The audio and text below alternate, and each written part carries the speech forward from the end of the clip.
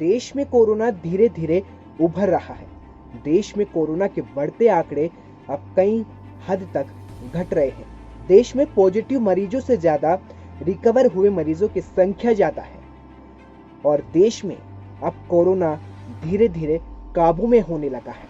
लेकिन इस बीच ब्रिटेन से तोहफे में मिले नए कोरोना स्ट्रेन ने देश के सामने नई चिंता बढ़ा दी है, क्योंकि देश में कोरोना की मार के बीच नए स्ट्रेन ने अब सरकार की चिंता और प्रयासों पर कई सवाल खड़े कर दिए हैं। देश में नए स्ट्रेन के 6 मामले बढ़कर 20 हो चुके हैं और आखिर कहां मिले हैं देश में कोरोना का नया खतरा, इस पर ये रिपोर्ट देखिए। देश में कोरोना एक आफत, लेकिन नया स्ट्रेन वो आफत जिससे लड़ना भारत के लिए एक नई चुनौती बन गई है।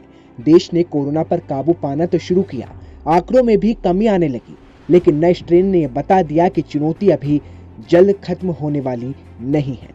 ब्रिटेन में सामने आया कोरोना का नया स्ट्रेन भारत को अपनी चपेट में लेता जा रहा है।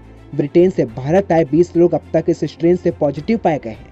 इस संक्रमण से 6 लोग संक्रमित हैं, लेकिन इनकी संख्या तेजी से बढ़कर 20 हो गई है।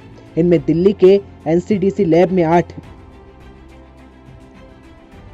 निम्हस में 7, सीसीएमबी हैदराबाद लैब में 2 सैंपल के यूके के नए स्ट्रेन होने का पता चला है। वहीं एनआईबीजी कल्याणी, कोलकाता, एनआईवे पुणे, आईजीआईबी दिल्ली में एक सैंपल के यूके के नए स्ट्रेन होने की पुष्टि हुई है।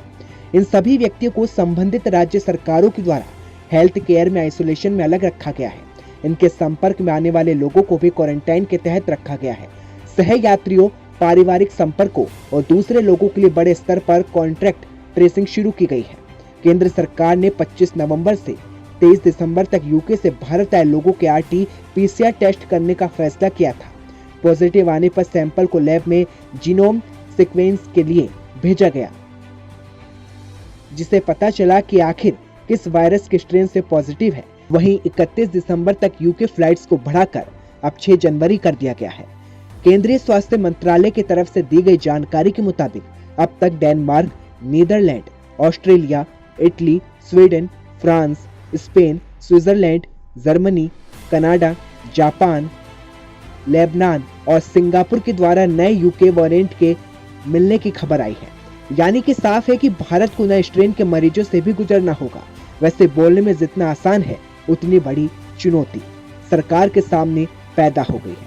अब देखने वाली बात यह है कि भारत की मुश्किल कितनी चिंता बढ़ाती है, क्योंकि कोरोना की आफत के बीच नए स्ट्रेन का मिलना जले पर नमक छिड़कने जैसा है।